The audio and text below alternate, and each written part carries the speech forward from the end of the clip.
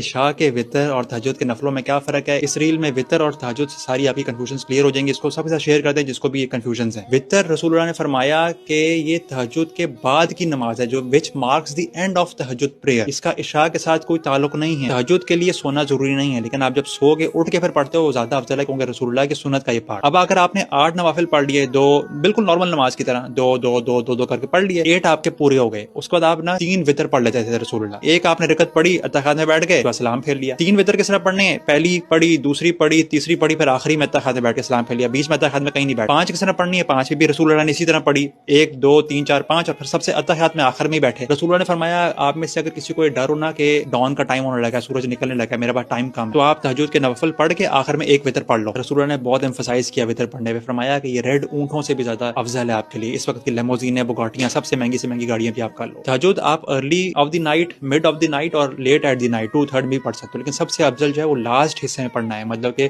فجر سے آپ 15 منٹ پہلے بھی اٹھ سکتے ہیں، آدھا گھنٹہ پہلے بھی اٹھ سکتے ہیں. وطر کی دعائے قنوت جو ہے یہ سننا ہے، یہ کوئی واجب یا فرض نہیں ہے. اگر آپ یہ نہیں بھی پڑھیں گے تو آپ کے وطر ہو جائیں. ہمارے سب کانٹیننٹ میں جو قنوت نازلہ پڑھی جاتی ہے وطر میں، رسول اللہ نے یہ صرف پوری زندگی میں 1 مہینہ صرف پڑھی تھی، اور وہ بھی رکوع کے بعد. قنوت نازلہ ٹوٹلی ڈفرنٹ دعا ہے اور یہ کسی بھی فرض کی نماز میں پڑھی جا سکتی ہے، اور رسول اللہ پڑھتے تھے اسپیشل کلیمٹی کے ٹائم. رسول اللہ صلی اللہ علیہ وسلم نے وطر میں جو دعائے قنوت سکھائی تھی حضرت حسن کو، وہی ساری اسکرین پہ آ رہی ہے، یہ آپ وطر میں پڑھا. قنوت نازلہ تو رسول اللہ صلی اللہ علیہ وسلم نے رکوع میں جانے کے بعد پڑھی. دعائے قنوت جو آپ وطر میں پڑھتے ہو یہ آپ رکوع سے پہلے پڑھتے ہو. اب آپ کی مرضی ہے کہ آپ ہاتھ اٹھا کے پھر باندھ کے پھر پڑھیں یا ہاتھ اٹھائے بغیر پڑھ لیں، دونوں طرح سے جائے. سورہ فاتحہ کے بعد دوسری سورہ کے بعد آخر میں آپ اس کو ساتھ ہی جوڑ لیں دعا کو، وہ ٹوٹل آپ کی اپنی مرضی. اس کو ان سب لوگ ساتھ شیئر کریں جن کو وطر کے بارے میں کنفیوژن تھی.